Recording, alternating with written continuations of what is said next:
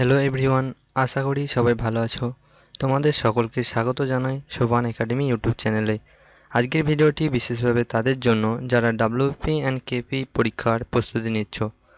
আজ আমরা আলোচনা করব বিগত বছরের কিছু প্রশ্ন নিয়ে। এছাড়াও এর সাথে থাকছে বিগত বছরের কোয়েশ্চেন অ্যান্ড অপশন রিলেটেড কিছু এক্সট্রা এক্সপ্লেনেশন, যা তোমাদের আগামী পরীক্ষার প্রস্তুতিতে অনেক সাহায্য করবে। তাহলে আর দেরি না করে শুরু করা যাক আজকের প্রথম ক্লাস। প্রথম প্রশ্ন, শিখদের পঞ্চক কার ধারণ করার নির্দেশ কোন ধর্মগুরু দেন? তোমাদের উত্তর হয়ে যাবে option C is the right answer, Guru Gobind Singh. এছাড়াও এক্সট্রা যে জিনিসগুলো পড়তে হবে সেগুলো হচ্ছে যে option related and question related কিছু প্রশ্ন। তো তোমরা নোট করবে, ইসলাম ধর্ম গ্রহণ না করার জন্য নবম শিখ গুরু তেগ বাহাদুরকে হত্যাদণ্ড দেন মোগল সম্রাট ঔরঙ্গজেব। এছাড়াও পঞ্চম শিখ গুরু গুরু অর্জুন সিংকে জাহাঙ্গীর প্রাণদণ্ড দেন। পরবর্তী প্রশ্ন এরই এক্সট্রা, অমৃতসরের স্বর্ণ মন্দির ষোড়শ শতাব্দীতে চতুর্থ শিখ গুরু রামদাস তৈরি করেছিলেন। এছাড়াও নোট করবে, দশম শিখ গুরু গুরু গোবিন্দ সিং 1699 সালে খালসা ধর্ম প্রবর্তন করেন। এই রকমভাবেই কোয়েশ্চেন রিলেটেড কিছু প্রশ্ন আমাদের পড়তে হবে, যা পরবর্তী পরীক্ষায় আমাদের সাহায্য করবে। তো পরবর্তী প্রশ্ন, মোহাম্মদ বিন তুঘলক তার রাজধানী দিল্লি থেকে কোথায় স্থানান্তরিত করেন? উত্তরে যাবে option B is the right answer, Devagiri বা দৌলতাবাদ। গিয়াসউদ্দিন তুঘলক ছিলেন তুঘলক রাজবংশের প্রতিষ্ঠাতা। এছাড়া পাটলিপুত্র নগরী, যেটা উদয়ন বা উদয়ভদ্র তৈরি করেছিল, সেখানে তৃতীয় বৌদ্ধ সম্মেলন হয়েছিল মৌর্য যুগের শ্রেষ্ঠ সম্রাট অশোকের সময়। এছাড়াও এক্সট্রা নোট করবে, মোহাম্মদ বিন তুঘলককে পাগলা রাজা নামে জানা যায়, যার সময়ে ভারতে এসেছিলেন ইবন বতুতা। পরবর্তী প্রশ্ন, 1885 সালে কংগ্রেসের প্রথম অধিবেশন কোন শহরে অনুষ্ঠিত হয়েছিল? উত্তর হয়ে যাবে option C is the right answer, Bombay. এই প্রথম অধিবেশন বসেছিল গোকুলদাস তেজপাল কলেজে এবং সভাপতি ছিলেন উমেশচন্দ্র বন্দ্যোপাধ্যায়। এছাড়াও নোট করবে যে প্রথম অধিবেশন আইএনসি গঠন করেন অ্যালান অক্টাভিয়ান হিউম। এছাড়া 1886 কলকাতা অধিবেশনে সভাপতি ছিলেন দাদাভাই নৌরোজি। পরবর্তী প্রশ্ন, কোন সম্রাট বাংলার আকবর নামে পরিচিত? উত্তর হয়ে যাবে option D is the right answer, Hussain Shah. এই হুসেন শাহ ছিলেন হুসেন শাহী বংশের প্রতিষ্ঠাতা এবং তিনি বহলুল লোদীর কাছে পরাজিত হন। হুসেন শাহ চৈতন্য মহাপ্রভুর সমসাময়িক ছিলেন। এছাড়াও এক্সট্রা নোট করবে, কাশ্মীরের আকবর নামে পরিচিত জয়নাল আবেদিন। পরবর্তী প্রশ্ন, 1938 সালে সর্বপ্রথম কোন কংগ্রেস অধিবেশনে সুভাষচন্দ্র বোস সভাপতি নির্বাচিত হয়েছিলেন? উত্তর option D is the right answer, Haripura, 1938। এই 1938 হরিপুরা অধিবেশনে জওহরলাল নেহরুর নেতৃত্বে জাতীয় পরিকল্পনা কমিটি গঠন করা হয়েছিল। এছাড়াও 1917 সালের কলকাতায় কংগ্রেসের প্রথম মহিলা সভাপতি, যেটা ইংরেজ, এনি বেসান্ট নির্বাচিত হয়েছিল। এছাড়াও প্রশ্ন দেয় যে কংগ্রেসের প্রথম ভারতীয় মহিলা সভাপতি কে ছিলেন? উত্তর হয়ে যাবে সরোজিনী নাইডু, 1925 সালে কানপুর অধিবেশনে। এছাড়াও এক্সট্রা নোট করবে, সুভাষচন্দ্র বোস ফরওয়ার্ড ব্লক দল গঠন করেন। পরবর্তী প্রশ্ন, কোন বড়লাটকে ভারতের রেলপথ নির্মাণের পথিকৃৎ বলা হয়? তো এই প্রশ্নটা প্রায় সব পরীক্ষাতেই দেখা যায়। তো উত্তর হয়ে যাবে option A is the right answer, Lord Dalhousie. কোনো সময় তারিখ দেয়, তো তারিখটা হয়ে যাবে 16 এপ্রিল 1853, বোম্বে থেকে থানে পর্যন্ত।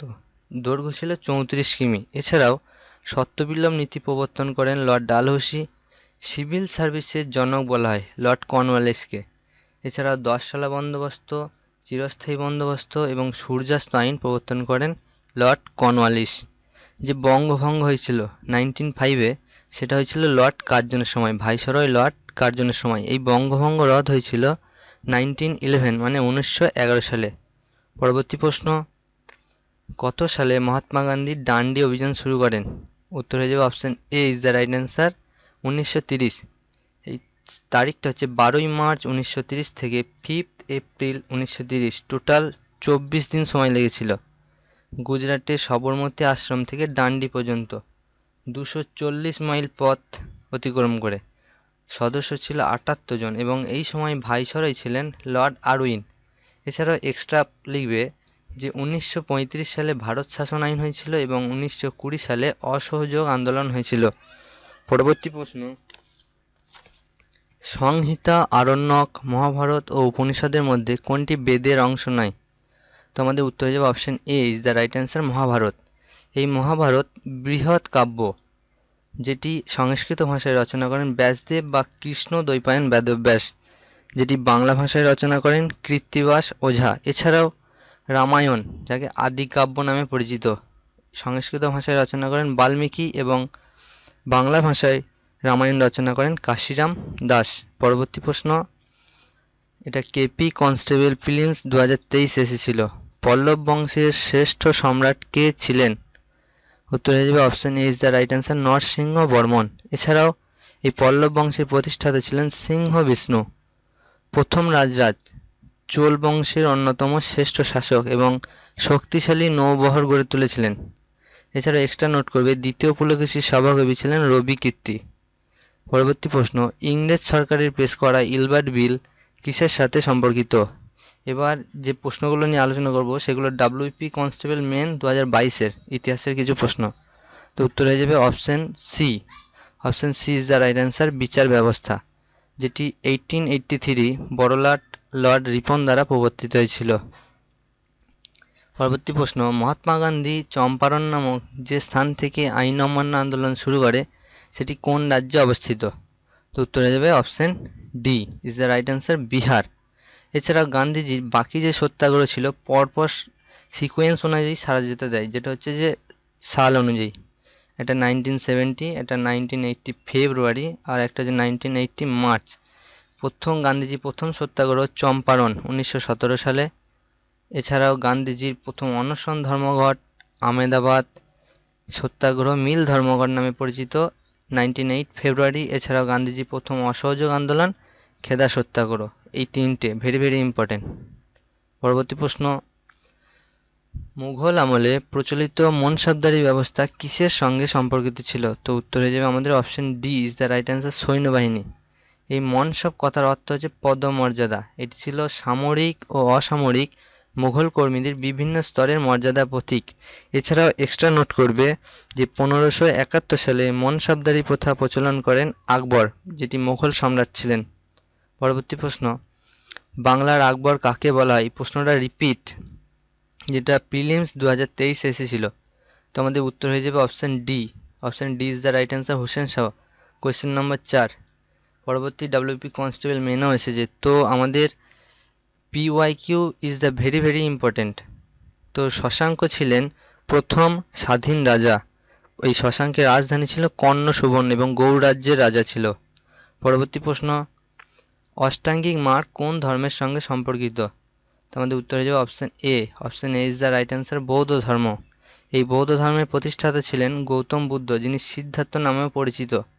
এবং জৈন ধর্মের প্রতিষ্ঠাতা ঋষভদেব। জৈনদের মোট 24টা তীর্থঙ্কর। 23তম তীর্থঙ্করের নাম পার্শ্বনাথ বা পরেশনাথ এবং 24তম তীর্থঙ্করের নাম মহাবীর। এই বৌদ্ধদের প্রধান ধর্মগ্রন্থের নাম ত্রিপিটক, যেটি পালি ভাষায় রচিত। Very very important. পরবর্তী প্রশ্ন, WP constable and lady constable prelims 2020 কিছু ইতিহাসের প্রশ্ন। তো প্রথম প্রশ্ন, গুপ্ত সাম্রাজ্যের সরকারি ভাষা কী ছিল? উত্তর হয়ে যাবে option D is the right answer, Sanskrit. এই গুপ্ত বংশের প্রতিষ্ঠাতা ছিলেন শ্রীগুপ্ত। পরবর্তী প্রশ্ন, ভারতীয় জাতীয় কংগ্রেসের একমাত্র কোন অধিবেশনে মহাত্মা গান্ধী সভাপতিত্ব করেন? উত্তর হয়ে যাবে option D is the right answer, Belgaum, 1924 সালে। এছাড়াও এই করাচি অধিবেশন ছিল 1931। সভাপতি ছিলেন সর্দার বল্লভভাই প্যাটেল। পরবর্তী প্রশ্ন, ভারতীয় জাতীয় কংগ্রেসের কোন অধিবেশনে পূর্ণ স্বরাজের অঙ্গীকার নেওয়া হয়? পূর্ণ স্বরাজ, এই প্রশ্নটা প্রায় সব পরীক্ষাতেই দেখতে পাওয়া যায়, পূর্ণ স্বরাজ। তো উত্তর হয়ে যাবে লাহোর, 1929 সাল। সালটা মনে রাখবে। এছাড়া মাদ্রাজ অধিবেশনের সভাপতি করেন এম.এ. আনসারি। হরিপুরা অধিবেশনের সভাপতি করেন সুভাষচন্দ্র বোস এবং কলকাতা 1928 কলকাতা অধিবেশনের সভাপতি করেন মতিলাল নেহেরু। পরবর্তী প্রশ্ন, কোন সভ্যতার অধিবাসীরা প্রথম নিকাশি ব্যবস্থার প্রচলন করেন? উত্তর হয়ে যাবে option C is the right answer, Sindhu সভ্যতা। এই সিন্ধু সভ্যতাকে হরপ্পা সভ্যতাও নামে জানা যায়। এই হরপ্পা সভ্যতা আবিষ্কার করেন দয়রাম সাহনি রাভি নদীর তীরে। এছাড়া মহেঞ্জোদারো সভ্যতা আবিষ্কার করেন রাখাল দাস বন্দ্যোপাধ্যায় সিন্ধু নদীর তীরে। এছাড়াও এক্সট্রা নোট করবে মিশরীয় সভ্যতা নীল নদের তীরে অবস্থিত এবং মেসোপটেমিয়া সভ্যতা ইউফ্রেটিস অ্যান্ড টাইগ্রিস নদীর তীরে অবস্থিত। পরবর্তী প্রশ্ন, কত সালে সর্বভারতীয় কিষাণ সভা প্রতিষ্ঠিত হয়েছিল? উত্তর হয়ে যাবে option C is the right answer, 1936। Swami Sahajanand Saraswati, NG. Ranga এবং ইন্দুলাল যাজ্ঞিক দ্বারা প্রতিষ্ঠিত।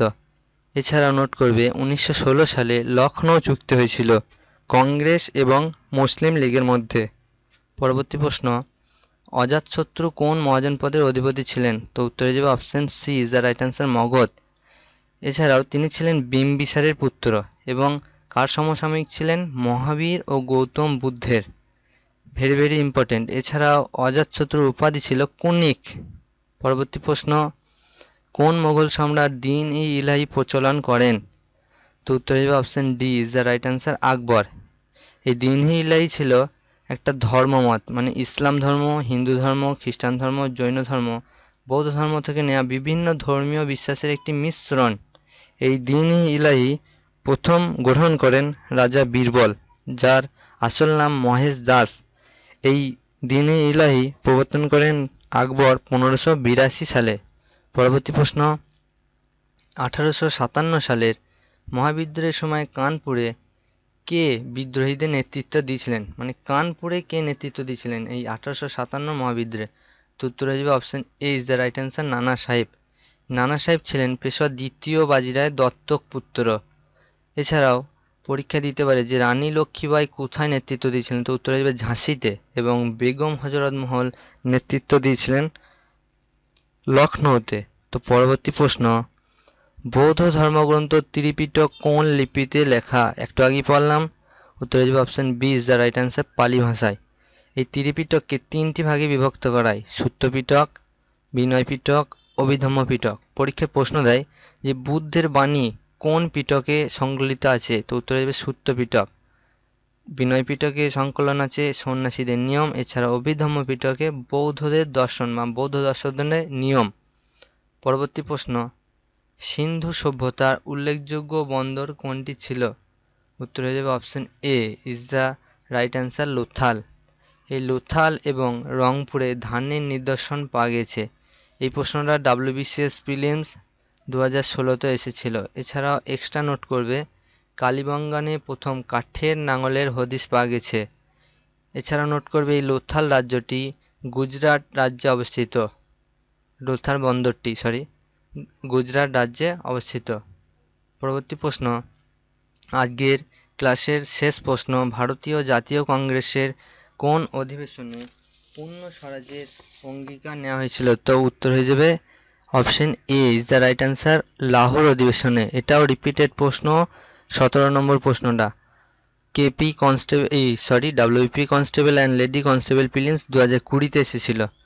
তো PYQ আমাদের জন্য ভেরি ভেরি ইম্পর্টেন্ট, আমরা সেটা দেখতে পাচ্ছি। তো আশা করি আজকের ভিডিওটি তোমাদের জন্য উপকারী হয়েছে। আর ভিডিওটি যদি ভালো লেগে থাকে তাহলে একটি লাইক, শেয়ার অ্যান্ড সাবস্ক্রাইব করে দিও চ্যানেলটিকে। এইরকমই PYQ প্র্যাকটিস করো আমাদের চ্যানেলের সাথে। দেখা হচ্ছে পরবর্তী ভিডিওতে। ততদিন সকলে ভালো থেকো, সুস্থ থেকো। ধন্যবাদ।